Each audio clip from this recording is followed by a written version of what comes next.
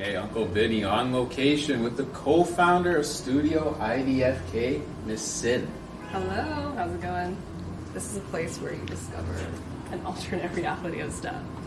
We're an art gallery, an art studio, community space, but also a fashion retail hub in the daytime. My co-founder partner, Ian, he created these clothes. These are essentially vintage designer upcycled fashion items that he hand painted and hand bleached himself. Part of our mission, which is to give people platforms. So whether that's the art that we showcase on the walls or the music that we have with our events. So IDFK stands for I don't fucking know. I always say this like when we open our events. And why is it I don't fucking know? It's like, who are we to say what art is or is not? It's fashion, it's music, it's so many different things. You mentioned you had a workshop. I'm super curious to check that out. Yeah, here we go. So the workshop is mostly Ian's baby.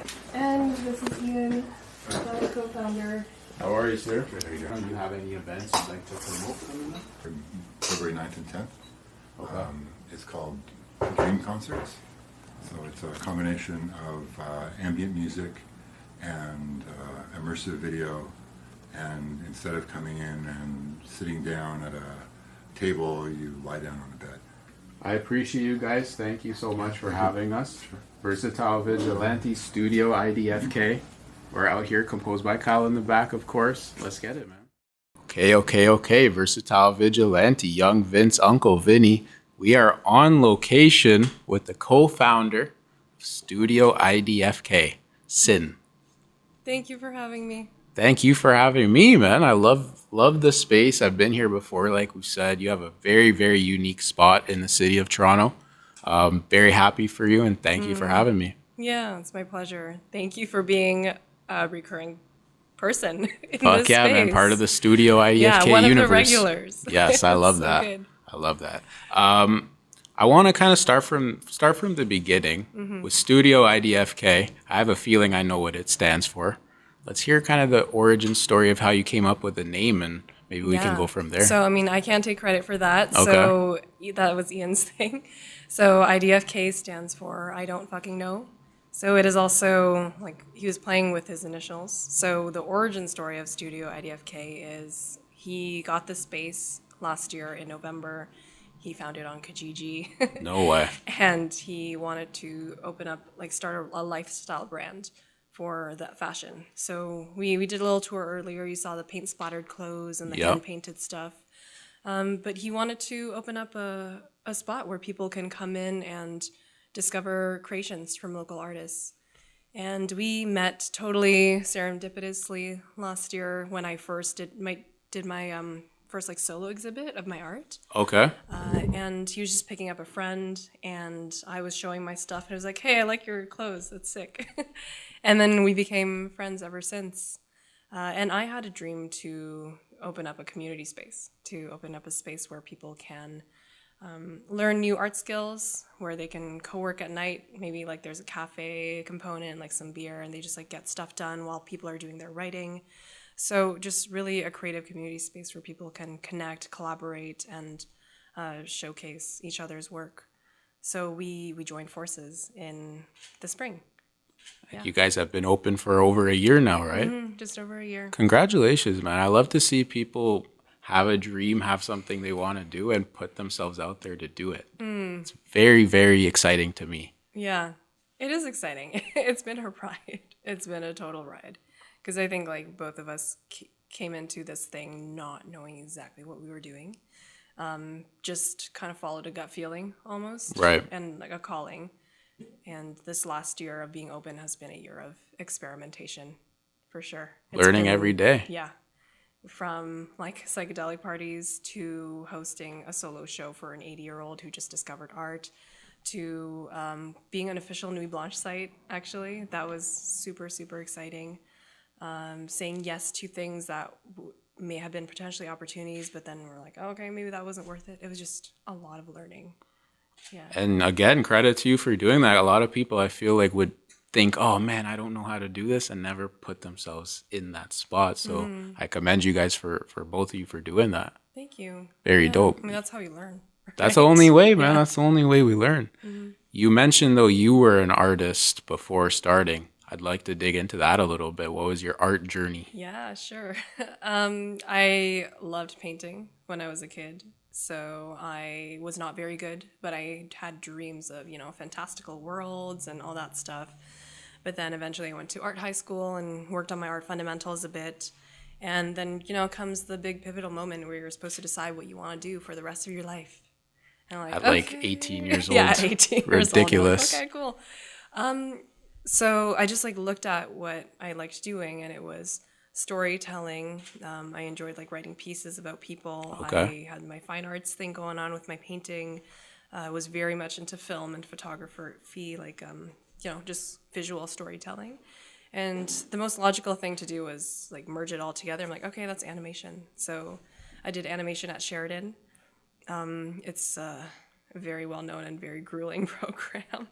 It was intense. Like I didn't get in the first time I tried. So basically, Sheridan Animation, there are like 1,200 applicants and Okay. only 150 people get in. Yeah, it's super competitive. A little more than 10%. Yep. And not everybody makes it out alive. People drop out of that program. It's not for the faint of heart. Yeah. It's 4 years of learning every part of animation, from background painting, character design, anatomy, both human and animal, layout, perspective, like everything, to be able to produce your own film. So my final year was producing my own short film, all in animation. So Did you release that film? Yeah, it's somewhere on Vimeo. Okay. You Yeah. got to send me that after this. Okay, I'll send it to you. It's fine. It's like a student film. But Hey, yeah, man. Again, you got to start somewhere. Yeah, that's true. I'll send it to you. So yeah, after animation, I just wanted to get a job. I was like, okay, get into the industry, start working. Right. So I worked at 3 different animation studios here and have gotten to work on things like Bravest Warriors, which is the Adventure Time spinoff, also by Frederator. I was the lead technical director on Magic School Bus, like the reboot.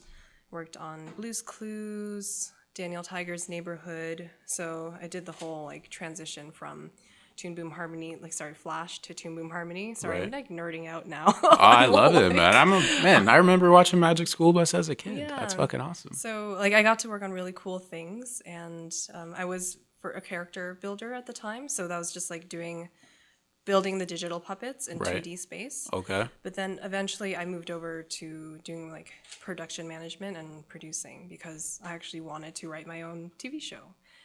So I moved up into like the other side of it. So in animation, there's like the artist side, and then there's the production side. So the Right. production side's like more corporate. They're like budgets, and the artist is like the one that makes the pretty stuff, I suppose. I moved up to work for a different company, like a pretty big film distribution company in Toronto that Okay. does things like Transformers, My Little Pony, Peppa Pig. And I wanted to keep moving up in hopes that one day I could write my show, like write my story. But then I realized that the further you go up the corporate ladder, the less of a voice you had. Huge facts. Yeah, Huge facts. surprisingly. Because I feel like once you get higher up, you're dealing with people who really only care about their job, their reputation, It's not, no more risks are being taken. Yeah, and it's like people, I don't know, should I drop names in this thing? Go for it, man. We're fucking uncensored. That's true, okay. It was eOne, it was Entertainment One, and they're Okay, like, I've heard of them. Mega. Yeah. People don't leave eOne. People are there for life. They get paid. I got paid like a good amount of money to do corporate stuff. Yeah. And sit in meetings, and it was like there was this turning point where like I looked at the creative directors, like the people that I wanted to be, and they just like were like dead in the eyes because they like were these creative souls that now their like impact is more sparkles. Hasbro needs to sell more toys, like make the eyes bigger so we can sell more toys. I'm like, oh shit. Like I'm here now, like working basically like at Netflix level, and just I still realized that this is not where I wanted to be. Like I had other visions and I wanted to manifest certain things, and this is not the way to go. And I woke up every morning, it was like, I'm ready to waste my life again. Let's do this. And like that's not the way to live. So that was the trajectory of my, I would say, art career. In the meantime, like again, I told you I met Ian, and then we joined forces with the space. And there was a point in time where I was overlapping with running Studio IDFK while having my 9 to 5, and it was not sustainable. Right. So we had a big fashion launch in June where we were like releasing our brand, and it was kind of like a networking thing where we just made connections with other film people, people in the fashion industry in Toronto. And that was actually the last day of my eOne job, of my full-time stability, whatever life I had going on. And it felt like it was such a hard decision. I was like back and forth for so long. Because I was about to just enter into a phase of not making any money at all. You don't make money as a business owner. No, absolutely, man. A while, yeah. You go from like a lot of certainty in a way in terms of, you're going to get your paycheck, when you're going to be at work to, I don't know. It depends on who buys some shit from us today. Like, yeah, exactly. And again, amazing for you to take that risk because a lot of people would not do that. Thank you. I appreciate What was that. like the not breaking point, but like final straw? We're like, all right, I'm off this. I'm in this. The final straw? Yeah. I was art directing the photo shoot that we had for our the fashion launch, and at 5:30 p.m. I got called into a meeting about like Excel spreadsheets. And The opposite of art. yeah, and and then they started talking about just like IKEA meatballs, and they were just like, oh my God, like what am I doing? And over there in the other room was this like photo shoot that like needed me for it to go smoothly. And I was like, I can't do this anymore. Like I need to follow the thing that will feed and fuel my creative vision and something that is very meaningful to me. And yeah, so I mean, like it's just such a funny final straw, but it was just like this sign that it's like, oh my God, I can't waste my life doing things that don't mean anything to me anymore. Super, super real, man. Really, really respect it. Again, that takes a lot of balls. Like, Thank you. it's not an It was easy thing to do. terrifying. Absolutely. When you started that transition of full time in Studio IDFK, what was that adjustment like for you? I felt like just walking blindly, but if I'm gonna jump, I'm gonna do it with a lot of conviction. So I had a lot of fun doing it. So I would say June was the first month where that was going on. So that was like the psychedelic event, our fashion show. We partnered up with Voids, who is a very famous like 3D artist who does like work with Drake and stuff. So I don't know, like I embraced it truly. Even though there was like a part of me inside that was like panicking. I was like, what the fuck did you just do? The other parts were like, okay, let's do it. Let's do all the random stuff that comes with running this space. And yeah, to give you a sense of the random stuff, it's like there's so much illegal shit in here. I mean, this is not that No bad. one's snitching, It's not though. that bad. We were like stealing pylons and cinder blocks off of like the streets of Toronto, the Allegedly. construction zones. Allegedly, yeah. And that was on my birthday too. It's like I spent my birthday like stealing construction shit from the city of Toronto in order to like build this art installation. Psychedelic parties, we were like stapling camo netting to this tunnel to do like our Alice in Wonderland psychedelic parties. Also Lit. extremely illegal, but yeah, embraced it. Yo, if you're not breaking the law a bit, you're not trying. That's for art. It's for art, exactly. And yo, Yeah. I love just picturing you on your birthday stealing pylons and shit. I love that. Yep. That's a real birthday. Yeah. It was after dinner, so at least I had a birthday dinner. Yeah, And I exactly, started man. stealing That's a good after party. Yeah. Good for you, man. And your events are like I heard of this space through the events that you've thrown, and I always just found it so interesting how one event can take place and then the next week a completely different one can take place. I love that. Was that something you always kind of had as a plan for this space? Oh, there's no plan. Studio IDFK. There's a vision, but no plan. I would say. I think like now after our first year, we're starting to come up with more of a plan, which Right. makes sense. But the first year was more like experimentation and be led by the gut. So the vision was different things that created community and connection. Right. Connected people to their creativity. So I think that's why there were so many different events. So there are like DJ showcases, house parties that are just showcasing MCs and basically hosts in Yeah. the community. There's open mic, paint workshops, lots of educational stuff like that. So that was always like part of the vision. Right. But it was like we're not set on a certain plan. Like when we get approached by a collaborator who wants to bring some kind of art/healing modality, like we're all ears. So yeah, very very fluid, I want to say. That's a good place. That's a good way to be, especially as a young business. Like, why put a box on yourself if Yeah. you don't need to? Yeah, yeah, exactly. Really like that. You have your own artwork up here too, which is a flex. I think that's a good thing to have when you're the owner and you provide some of the creative work too to the space. Very dope. Oh, thank you. Are you still pretty active with painting? Yeah, I would say so. It's been kind of a new venture. So last year, when I said like me and Ian met at my first art show, Right. I had been extremely disconnected from painting because when you go to Sheridan, it's all about like fundamentals. You're like you just got to be like paint like Disney, learn the technical Yeah. things. I did like pretty mediocre in that program, so I was out of touch from like art as a form of catharsis.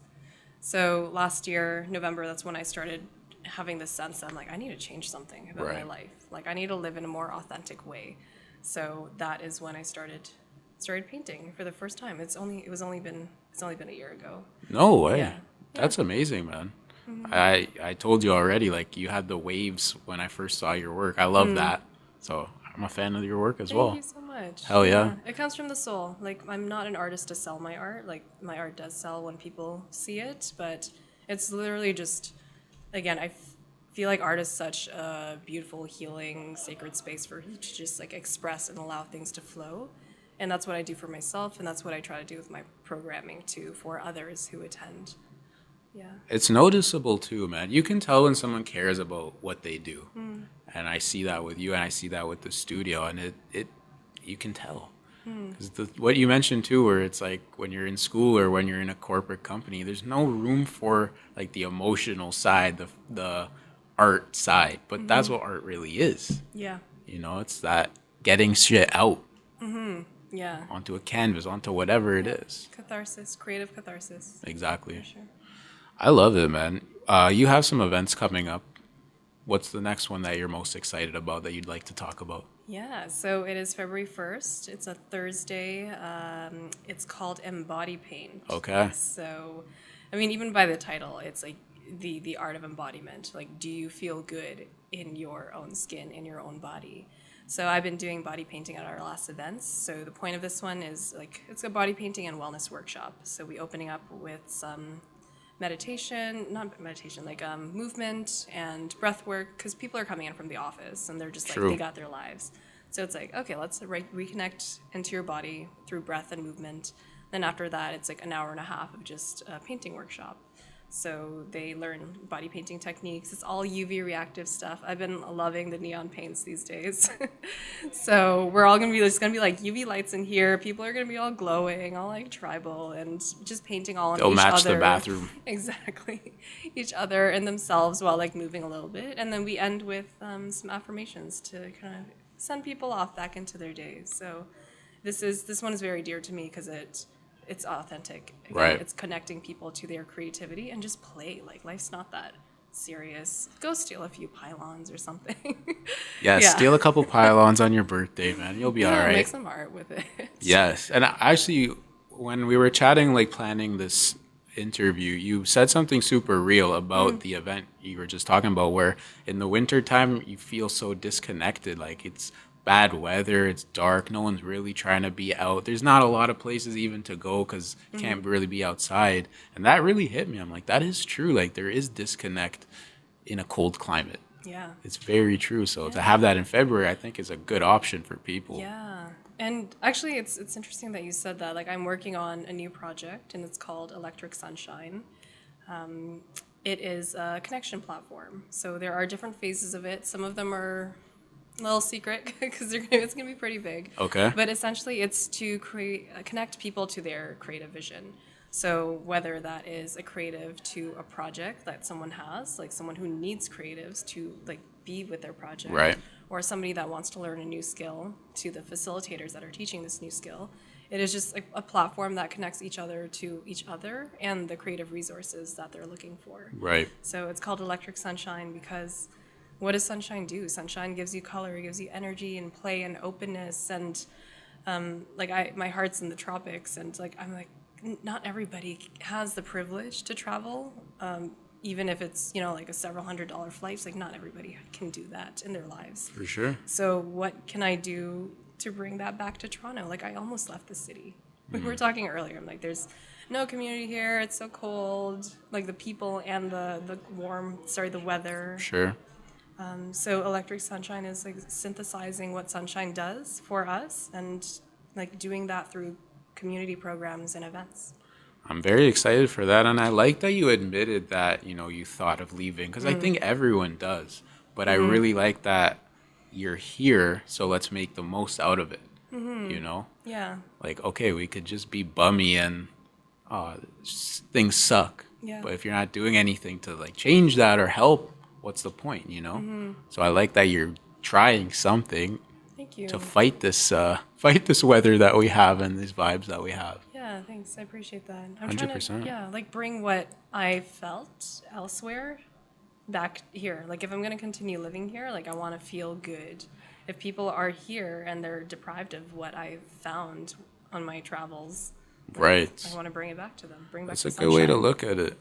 Because also, too, it's like your setting is very important, but it is still about you, like what's in here, what you embody. Exactly. You make the most out of a situation wherever you are. So I rate it, man. I'm excited for that. Do you have a tentative date yet or no? We'll see. Coming. Okay. We'll learn more. I don't know. It's gonna be like a soft, slow launch. Take your time with it for sure. Yeah, but I feel like I should throw some kind of pseudo beach party. Ooh, that would be fire. Yeah. That would be fire. Baywatch style. Yeah. That would be sick. With some neon paint, obviously. Everything got to be neon, man. Always. That's not negotiable. Yeah. I love that. What's your favorite vacation spot? Ooh. I have been going to Costa Rica a lot for the sunsets, but I am about to go to Bali, Indonesia. So that is where Very my nice. family's from. The food is spicy and delicious and extremely cheap. And there's a lot of surfing there too. So I would say Bali is, you feel like you're on another planet. The earth is just beautiful, and the culture and the warmth and the color. Yeah. Very interesting. I don't hear Bali too much as a spot, so it's interesting you bring that up. I hear Costa Rica a lot, but Bali, that's a good underrated venue. Yeah. Check it out. Go see some waves. Underrated venue, yeah. Underrated venue of Bali. Yeah. Man, I love it. This has been a very, very interesting conversation. I'm glad to get to know you better. I'm glad to get to know the space a little better. Is there anything you'd like to add, share, shout out? The floor is yours. Truly, I just want to express my gratitude for you. My pleasure, man. Yeah. A lot of what goes on here is a lot of hard work, and sometimes it's hard to zoom out and get a different perspective. So there's a lot of we're not doing enough, or are we doing things right? How do we get the word out there that we are trying to create something really cool here? Yeah. So the fact that you came to the events repeatedly and that we're doing this right now, I just really want to say thank you. My pleasure, man. I like what you guys are doing. I like that it's from the heart, and I like that you're not afraid to take risks. So you got a supporter in me. Thank Hell you. yeah. Let's get it, man. What's your IG? Where do the people find Studio IDFK and Sin? Yeah, so Studio IDFK on Instagram is idfk.official, IDFK for I don't fucking know. The website is idfk.art, and my own personal art stuff is photosynthesize, but with an F, so FOTOCYNTHESIZE. It's really long. It's long, but it's Yeah. it's a very good Instagram. Thank you. Appreciate you, man. I appreciate you. We're out here, Studio IDFK, Versatile Vigilante. Keep an eye out for all these fire events. A lot will be in store. Let's fucking get it, man. Thank you.